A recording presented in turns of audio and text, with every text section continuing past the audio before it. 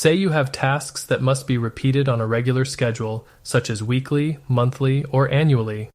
Recurring tasks under Tasks in Dispatch enable you to create these in a few steps. Click Add New.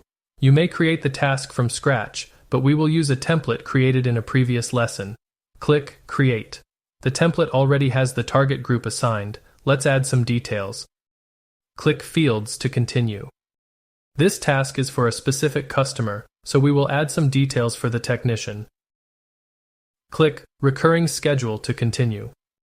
Let's adjust the name, choose a frequency, choose a start date, and end after 12 months. Click Create to view a summary of the recurring task that we just created.